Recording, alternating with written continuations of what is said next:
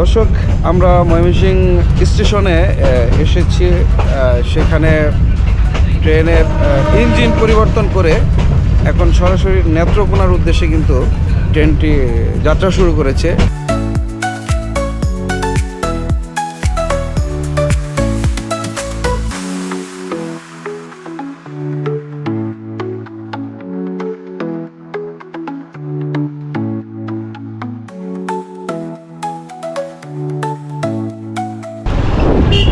আমরা যতই বর্ডারের নিকট যাচ্ছি ততই ঠান্ডার পরিমাণ বাড়তেছে, কুয়াশাচ্ছন্ন বেশি হচ্ছে। আজকে লাগটা মনে হয় খারাপ। আর রাস্তার দেখেন কি বেগতিক অবস্থা, মাটির রাস্তা, ভাঙাচোরা রাস্তা।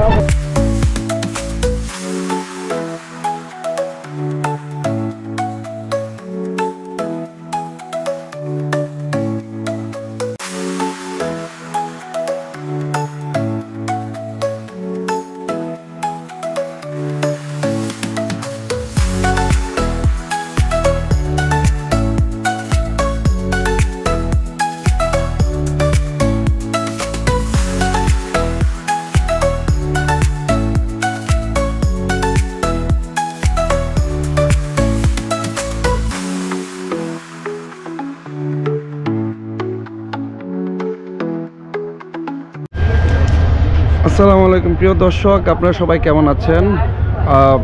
রাত 10:13-তে আমরা ট্রেনে রওনা দিয়েছি। এখন বর্তমানে আমাদের ট্রেনটি ময়মনসিংহ স্টেশনে রেল ক্রসিংয়ের জন্য অপেক্ষায় আছে। তো এখানে কিন্তু ঢাকায় যেরকম একটি ঠান্ডা অনুভূত হয়েছে, এখানে কিন্তু এত বেশি ঠান্ডা যে মানে বলার মতো না। তো আমাদের গন্তব্য হচ্ছে নেত্রকোনা। তো এই ময়মনসিংহ রেল স্টেশনে এসে ট্রেন থেকে নামলাম। নেমে যখনই বাইরে দাঁড়িয়েছি, কনকনে ঠান্ডা বাতাস আর প্রচুর ঠান্ডা, মানে হাত পাও পুরো বরফ হয়ে গেছে। তো ইনশাল্লাহ দর্শক, এখন রাত 2:30 বাজে। তো আমাদের নির্দিষ্ট গন্তব্যে পৌঁছতে হয়তোবা সকাল হয়ে যাবে, 5টা বেজে যাবে। ময়মনসিংহ রেল জংশন একটি সুবিশাল ঐতিহ্যময় নাম।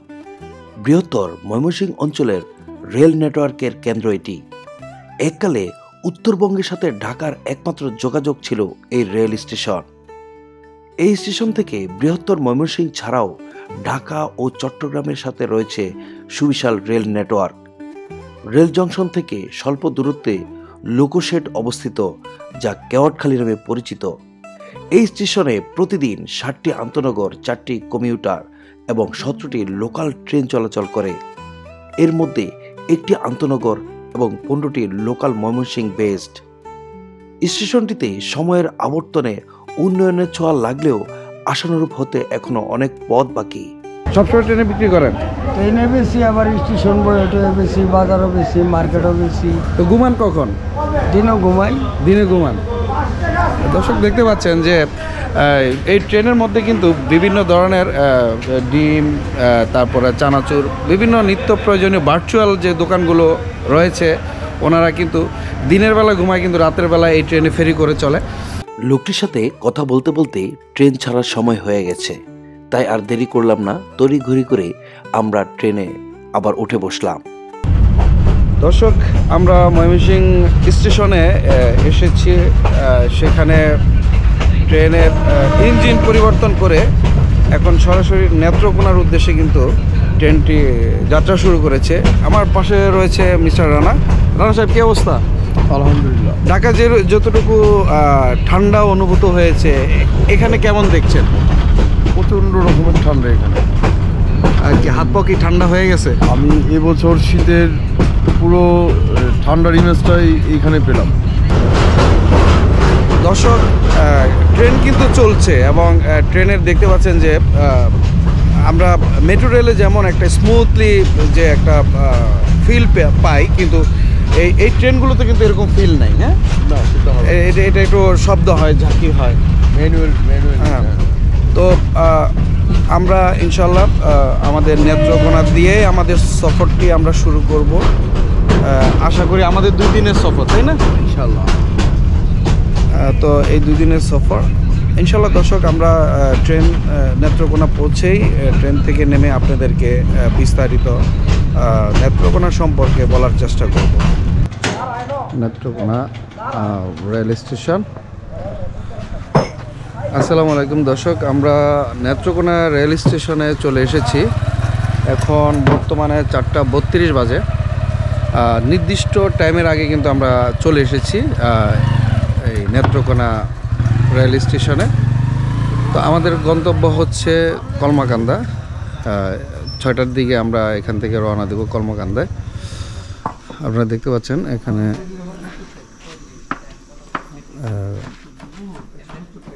এখান থেকে আর কি আমাদেরকে যেতে হবে রাজুর বাজার।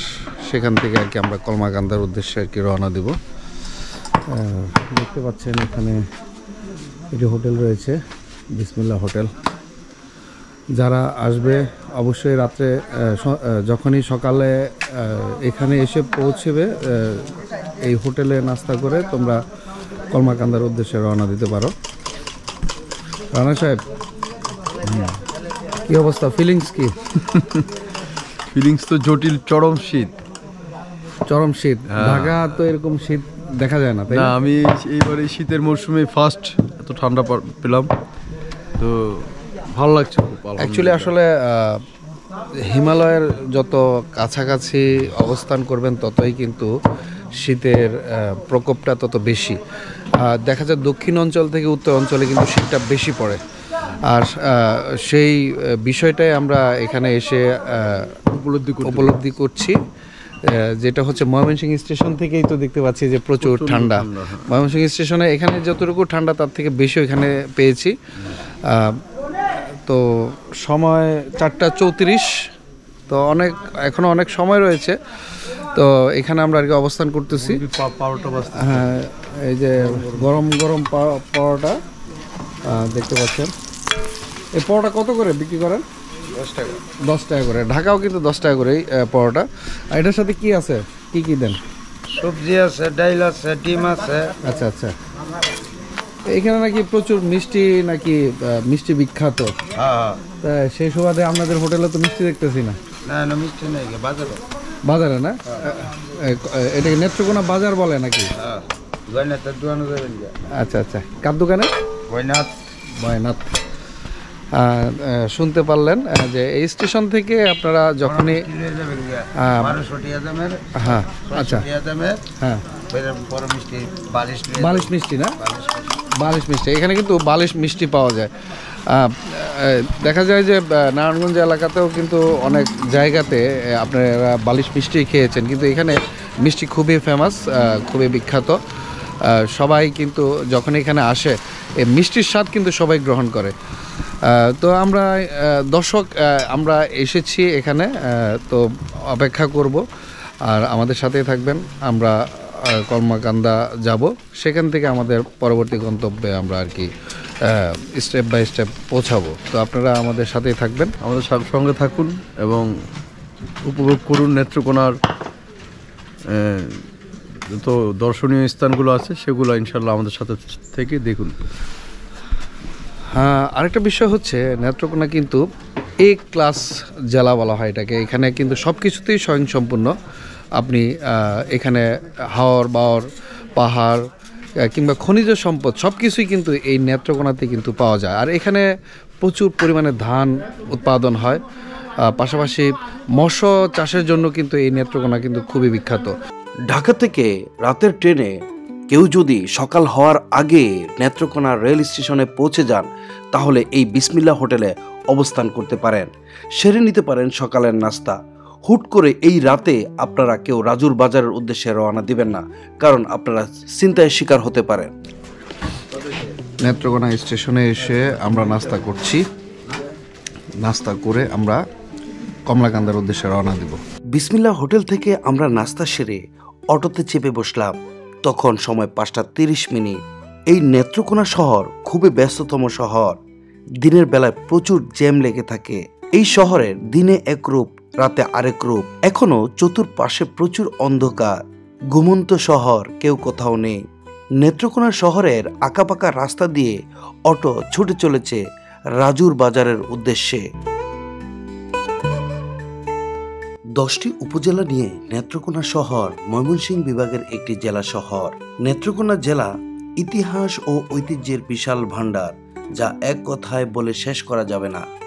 আমরা নেত্রকোনা বাস স্ট্যান্ড থেকে রেল স্টেশন থেকে নেত্রকোনা রেল স্টেশন থেকে আমরা রাজুর বাজারে চলে এসেছি। এখান থেকে মূলত আমরা কলমাকান্দা যাব। এই সিএনজি আছে, সিএনজির মাধ্যমে আর কি আমরা কলমাকান্দা যাব। এই জায়গাটার নাম হচ্ছে রাজুর বাজার, নাকি রানা সাহেব? রাজুর বাজার, হ্যাঁ রাজুর বাজার।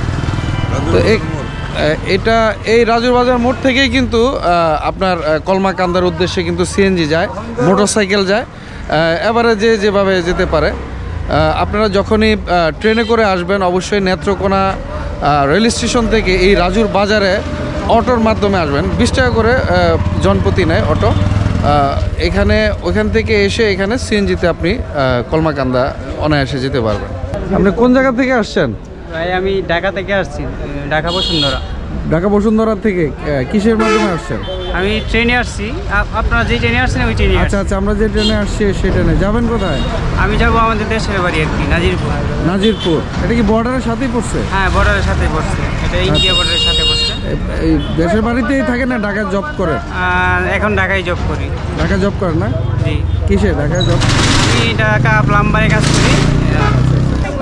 প্রায় এই এলাকার লোক প্রচুর পরিমাণে ঢাকা জব করে, বেশিরভাগ নারায়ণগঞ্জে, তাই না? নারায়ণগঞ্জে বেশিরভাগ। হ্যাঁ, বেশিরভাগ নারায়ণগঞ্জে আদমজি ইপিজিতে জব করে আমাদের এলাকার বেশিরভাগ। নেত্রকোনার মানুষ বেশিরভাগ দেখা যায় আদমজি ইপিজেড এবং নারায়ণগঞ্জ অঞ্চলটাতে বেশি দেখা যায়। এত দূর থেকে নারায়ণগঞ্জে এসে জব করে তারা। আজকে তাদের এলাকাতে নেত্রকোনাতে চলে আসছি।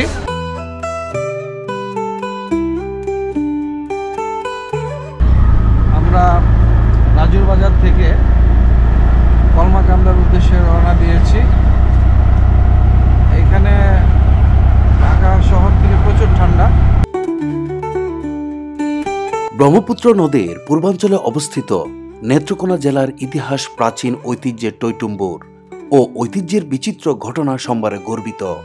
বিভিন্ন তাত্ত্বিক পর্যালোচনায় স্পষ্ট প্রমাণ করে যে সাগর বা সমুদ্র গর্ভ থেকে জেগে ওঠার এই অঞ্চলটি মানব বসবাসের যোগ্য ভূমিতে পরিণত হয়েছিল। গারো পাহাড়ের পাদদেশে লেহন করে একে বেঁকে কংস, সোমেশ্বর, গণেশ্বর, মহেশ্বরী, গোড়া উত্তরা নদীসহ অন্যান্য শাখা নদী নিয়ে বর্তমান নেত্রকোনা জেলার জলধারার উদ্ভব। এই জেলার প্রত্যেকটি নদী জেলার দক্ষিণ পূর্ব দিকে প্রবাহিত, ফলে সমগ্র জেলার ভূমি উত্তরাংশে উঁচু এবং ক্রমেই দক্ষিণ পূর্বাংশে ঢালু। বন্ধুরা, আমরা কলমাকান্দা এসে মোটরসাইকেল ভাড়া নিলাম। এই মোটরসাইকেলের মাধ্যমেই যতগুলো স্পট রয়েছে সবগুলোতেই যাব। যারা এই কলমাকান্দা আসবেন তারা অবশ্যই মোটরসাইকেল রিজার্ভ করার আগে ভাড়া দরাদরি করে নেবেন। সবগুলো স্পট ঘুরে দেখার জন্য মোটরসাইকেলে খরচ পড়বে 1000 টাকা থেকে 2000 টাকা পর্যন্ত। এখানে আরেকটি বিষয় লক্ষ্য করবেন, যে টাকায় রিজার্ভ করবেন সেই টাকা ছাড়াও বিভিন্ন ইস্যু দেখিয়ে চালক আপনার কাছ থেকে বেশি টাকা হাতিয়ে নিতে পারে। কখনোই সেই সুযোগটি তাদেরকে দেবেন না। আমরা এখন যাচ্ছি চন্দ্রডিঙ্গায়। আমার সামনে রানা পড়ছে, শীতে একবারে জমে গেছে রানা। শেষ আর বলার মতো কিছু নাই, কথা বলতে পারতেছি না। আমরা কলমাকান্দা থেকে রওনা দিয়েছি, চন্দ্রডিঙ্গা যাচ্ছি।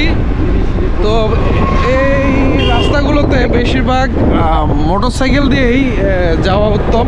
যাতায়াত করতে হয়, যাতায়াত করতে হয়, কারণ আমরা এখন যে রাস্তাটা দিয়ে যাচ্ছি রাস্তাটা পাকা, কিন্তু সামনে যখন যাব তখন দেখা যাবে যে রাস্তা মাটির রাস্তা, ভাঙাচোরা রাস্তা।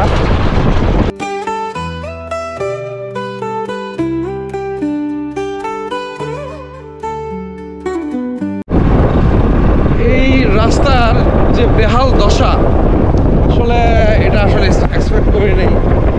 প্রচুর খারাপ অবস্থা এই রাস্তা দিয়ে যেতে, যেখানে বাংলাদেশের প্রতিটি গ্রামের এবং একবার প্রত্যন্ত যে গ্রাম আছে, গ্রামের রাস্তাগুলো খুব সুন্দরভাবে নিট অ্যান্ড ক্লিন। সেখানে এই নেত্রকোনায় এসে চন্দ্রডিঙ্গা যাওয়ার পথে যে রাস্তাটি দেখলাম আসলে খুবই মর্মাহত হয়েছি।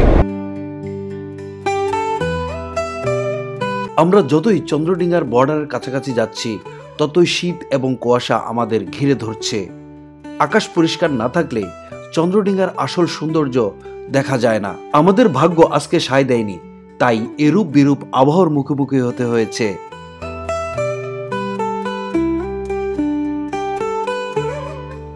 নেত্রকোনার কলমাকান্দা উপজেলায় ভারত বাংলাদেশ সীমান্তে অবস্থিত চন্দ্রডিঙ্গা পাহাড় এটি মনোমুগ্ধকর ভ্রমণ গন্তব্য।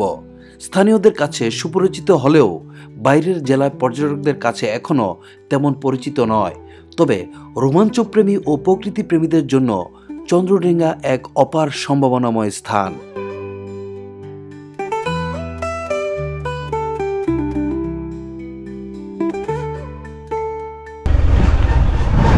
দর্শক, আমরা চন্দ্রডিঙ্গা পাহাড়ের দিকে যাচ্ছি, খুব কাছাকাছি চলে এসেছি, কিন্তু খুবই দুঃখের বিষয় হচ্ছে যে এত কুয়াশা, এই কুয়াশার জন্য রোদ কিছুই দেখা যাচ্ছে না। আর রাস্তার পরিস্থিতি দেখেন কি একটা অবস্থা, যে মাটির রাস্তা, উঁচু নিচু,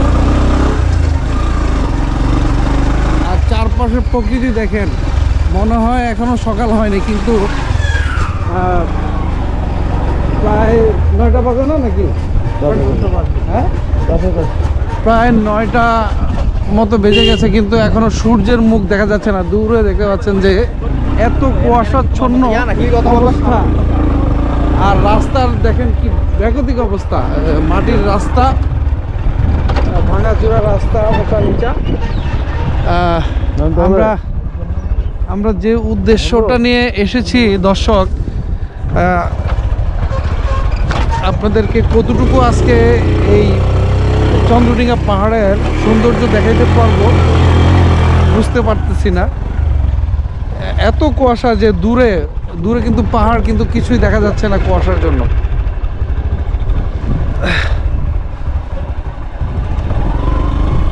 আজকে আমাদের লাকটা আর কি ফেভার করেনি, তারপর আমরা যাচ্ছি। যদি এবারে যদি না দেখাইতে পারি, অবশ্যই পরবর্তীতে আবার আসবো, এসে অবশ্যই আপনাদেরকে এই চন্দ্রডিঙ্গা পাহাড়ের যে সৌন্দর্য সেটি দেখানোর চেষ্টা করব। এই যে এটা হচ্ছে সীমান্ত এলাকা, দেখতে পাচ্ছেন যে মানে ওয়েদার এতই খারাপ আজকে যে চারপাশের যে প্রকৃতি, যে একটি সৌন্দর্যতা, এটা কোনো কিছুই কিন্তু দেখানো সম্ভব হচ্ছে না এই কুয়াশাচ্ছন্ন ওয়েদারের কারণে। সূর্য এখনও ওঠেনি। আকাশ যদি পরিষ্কার থাকতো, দূরে কিন্তু যে পাহাড়ের যে একটি সৌন্দর্যতা, চারপাশের প্রকৃতির যে একটি অপরূপ দৃশ্য, এটা কিন্তু ক্যামেরাতে আপনারা দেখতে পাচ্ছেন। যে অবস্থা দেখতে পাচ্ছেন, চারপাশে একবারে কুয়াশাচ্ছন্ন, একবারে ঢেকে দিয়েছে কুয়াশায়, এমন একটি অবস্থা। এইখানে তোমরা কি এখানে থাকো? এই কুয়াশাচ্ছন্ন যে পরিবেশ, এটা কি আজকেই না কয়েকদিন ধরে এমন?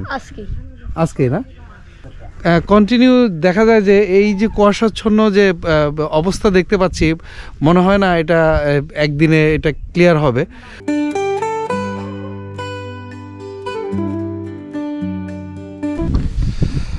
দর্শক, আজকে এই খারাপ ওয়েদারের কারণে আমরা আপনাদেরকে চন্দ্রডিঙ্গার যে পাহাড়ের সৌন্দর্য যে দৃশ্য, সেটা কিন্তু আমরা দেখাতে পাচ্ছি না। কিন্তু আপনারা দেখতে পাচ্ছেন যে এখানে আসলে কিন্তু আপনারা ইন্ডিয়ান প্রোডাক্ট কিন্তু পাবেন। এই যে সব কিন্তু ইন্ডিয়ান প্রোডাক্ট দেখতে পাচ্ছেন, সব কিছু ইন্ডিয়ান প্রোডাক্ট এই ওরা এখানে বিক্রি করে। দেখতে পাচ্ছেন যে আপনার এই যে হাতে পায়ের যে ব্যথার যে মলম, এগুলো এখানে রয়েছে। তারপরে বিস্কিট রয়েছে, সাবান রয়েছে, পারফিউম রয়েছে, সব ধরনের ইন্ডিয়ান প্রোডাক্ট কিন্তু এখানে ঘুরতে যখন আসবেন, অবশ্যই এখানে আসলে আপনারা এই প্রোডাক্টগুলো এখান থেকে ক্রয় করতে পারবেন। তো আমরা একের পর এক যে স্পটগুলো রয়েছে আমরা সেখানে যাব। তো এখানে আসলাম, এই খারাপ ওয়েদারের কারণে কিন্তু এই পাহাড়ের সৌন্দর্য কিন্তু আমরা দেখাতে পাচ্ছি না। তো নেক্সট ডে আবার যখন আমরা আবার আসব, ভালো ওয়েদার থাকবে তখন আসব, আবহাওয়া অনুকূলে থাকবে, আমরা আপনাদেরকে দেখানোর চেষ্টা করব। কুয়াশাচ্ছন্ন পরিবেশ থাকা অবস্থায়ও একটু আমরা কিন্তু পাহাড়ের স্ট্রাকচার দেখতে পাচ্ছি। এই পাহাড়ের অপর প্রান্তেই হচ্ছে ইন্ডিয়া। আমরা ইন্ডিয়ার একবারে বর্ডারের কাছেই রয়েছি। আর এই পাহাড়ের কোল ঘেঁষে কিন্তু এইখানকার বিভিন্ন ধরনের মানুষ বসবাস করে, গ্রামের মানুষ কিন্তু এখানে একটি গ্রাম দেখতে পাচ্ছি, কিছু বাড়িঘর দেখতে পাচ্ছি। তো এখানে তাদের যে জমি রয়েছে সেখানে তারা আবাদ করে এবং এখানেই বসবাস করে। আর এই ওই সাইডে গ্রামের ওই সাইডটাতে হয়তোবা কোনো সমস্যার কারণে বিজিবি কিন্তু এখন যারা পর্যটক রয়েছে তাদেরকে কিন্তু যেতে দিচ্ছে না। তারা দূর থেকেই যারা আসে দূর থেকেই পাহাড়ের সৌন্দর্য উপভোগ করে। সরকার পতনের পরে যখন আওয়ামী সরকার ছিল তখন এই পাহাড়ের কাছে মানুষ যেতে পারতো, তখন রিলেশন অন্যরকম ছিল। যেহেতু সরকার পরিবর্তন হয়েছে, তাদের নৈতিকতারও কিছু পরিবর্তন হয়েছে। দেখা যায় যে সেখান থেকেও বিভিন্ন ধরনের বিধি নিষেধের কারণে আর এখানের যে সাধারণ পর্যটক রয়েছে তাদেরও বিভিন্ন ধরনের সমস্যা কিংবা যানের নিরাপত্তার কারণে বিজিবি কড়া পাহারায় রয়েছে এখানে। দর্শক, যে উদ্দেশ্যে আমরা এখানে এসেছিলাম যে চন্দ্রডিঙার অপার সৌন্দর্য আপনাদেরকে দেখাবো, এমন একটা ওয়েদার, এমন একটা পরিস্থিতি যে পরিস্থিতিতে আসলে কোনো কিছুই ক্লিয়ারলি দেখা যাবে না। আর আমরা অন্যান্য স্পটগুলোতে আজকে সব স্পটে যাব না, আমরা কিছু স্পটে যাব আজকে। যেহেতু ওয়েদার খারাপ, কালকে পর্যন্ত অপেক্ষা করব। যদি ওয়েদার ভালো হয় তাহলে হয়তো আপনাদেরকে কিছু কিছু দেখাইতে পারবো, জানি না কতটুকু দেখাইতে পারবো। অবস্থা খুবই বেগতিক, দেখতে পাচ্ছেন চারপাশে এমন কুয়াশাচ্ছন্ন। এখন দিনে 10টা বাজে, দেখেন রোদের কোনো সম্ভাবনাই নেই, চারপাশে শুধু কুয়াশা আর কুয়াশা, কুয়াশায় পরিপূর্ণ হয়ে গেছে।